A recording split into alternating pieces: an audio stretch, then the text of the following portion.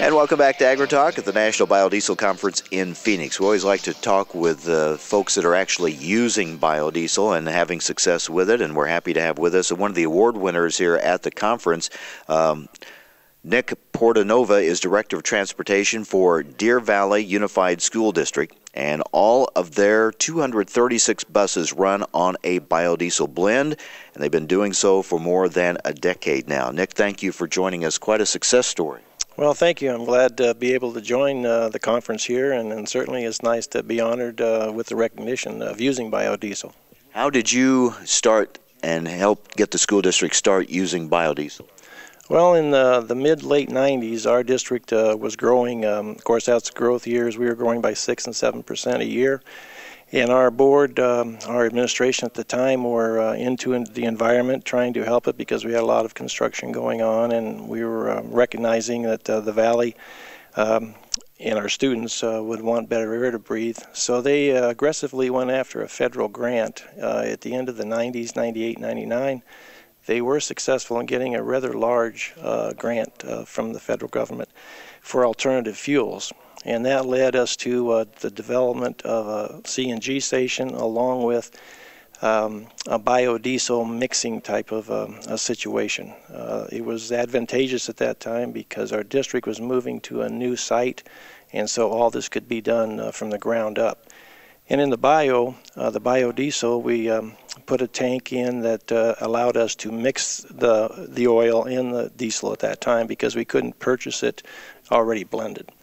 And actually, we were blending a 50-50 mixture. And for approximately 4 years, we were 50-50 with no adverse problems to our engines for that amount of time. So that kind of led into our beginning of biodiesel, and from there we worked up to where we are today. I will say that around 06, 04, 05, there was a shortage of bio. There was a shortage of oil in Arizona. It was trucked in from California. So for a few months there, we were actually out of oil to mix. When they came back to provide the biodiesel, they came back with a blend of B20. And so we stopped mixing our 50-50 at that time and purchased a B20 already blended. And that's been working well for us also. Of course, school districts all over the country facing tough financial situations, tight budgets, so cost, price is always going to be key. How has that worked for you as far as pricing biodiesel? Well, it did, and it did affect us. We used B20 for 2 or 3 years, and then, of course, 08 came along, and then the economy. And so in the bio is a few cents more a gallon, and we were looking at ways to economize. We did at that time go to a red dye diesel, farm diesel. Our state allows the red dye diesel to be used in school buses. And so we did go to that, which dropped the price a few cents, and then we went from B20 down to B5, which dropped it a few more cents. And so right now we're at B5. So we've been flexible, keeping with the concept of biodiesel and helping the environment and providing better air for our students to breathe. I mentioned to you before we went on the air, it's always seemed to me that the most natural use, the most reasonable, most compelling use for biodiesel would be with school buses, because you want the children around those buses to be breathing the cleanest air possible. So you're happy with the results of using biodiesel over the years, not only in engine performance, but in from the environmental standpoint? Exactly. And we have worked on our idling, reducing idling time. And, of course, with using the bioproduct, we're actually producing cleaner air than we have. And when children are boarding our buses or exiting, that air is a lot cleaner than it has been in the past. That's great. And now you've done it for a number of years, so if there were going to be engine problems, they would have shown up by now. You've been able to look back and say, look, our school buses have performed very well with biodiesel. Yes, and we have a variety of buses. We're still running vintage 88s and 86 buses as far as sub-buses.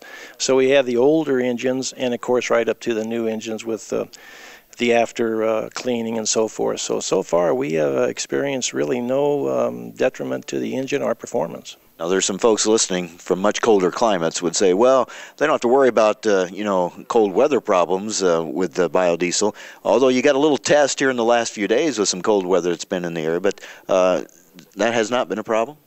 No, I do talk with people around the country, and of course that very scenario and question comes up. But last week our temperature for about 3 or 4 nights was down in the 20s, low 20s, and we didn't experience any hard starts or have any problems during that time. I know it's just a brief time, and it's certainly not the extremes that other people experience. But we know people in very cold climates are using biodiesel and having good success with it. What would you say to other school districts that would be thinking about it or considering maybe going to biodiesel? I would say certainly give it a try in your area, and you'll be surprised. Again, it is working in colder climates, as you mentioned. In the warmer climates, I don't foresee any problems if they have any hesitation because of performance or engine problems, and it does work. It's a clean burning. In fact, just aside, when we were burning 50/50, we used to always get the comments from kids and from parents following the buses. Basically, it smelled like French fries. So we hear that a lot. Yeah. So it's a thing that the community likes to see. We have biodiesel signs on our buses. They know that we are working towards helping the environment and helping the air in the community, and for their kids be a little better. I think that's another big part of the educational aspect. Get the kids involved and letting them know where the fuel comes from. It's domestically produced. It's helping the environment. That's a great educational tool as well. Yes, and we hope to expand that into our schools. We have made some headway in the schools as far as what is biodiesel besides just oil and fuel. And so we are going to look at trying to do some more formal education in our school programs. And when you look at, as we talked about in the earlier segment, now we're learning more and more feedstocks that can be used to make biodiesel. Exactly, and now with the onset of maybe algae and some of these other products that because there's always a food source competition, I think bio is headed in a good direction in the near future. So you're a B5 now. That could go up, I guess, as market conditions change. Yes, I think once we get out of this little economic depression that we're in, a B20 blend seems to be a good blend. It's substantial as far as the oils are concerned. The cost, I think that's where a good place to settle at this time, but the B5 is working fine. Very good. Well, congratulations. You're an I Award winner here at the National Biodiesel Conference for your work as really a pioneer with biodiesel and school buses. Congratulations. Well, thank you very much, and we certainly feel honored to get recognized for that time, and we are fortunate to be able to kind of hang in there with all the differences in the economy and supplies and so forth. And I know, again, budgets are tight and every penny has to be watched, but sometimes there are greater values than just the dollars and cents. When we talk about clean air for the kids, that's a big part of it in helping the environment. Thank you so much. Again, congratulations. Okay, thank you very much.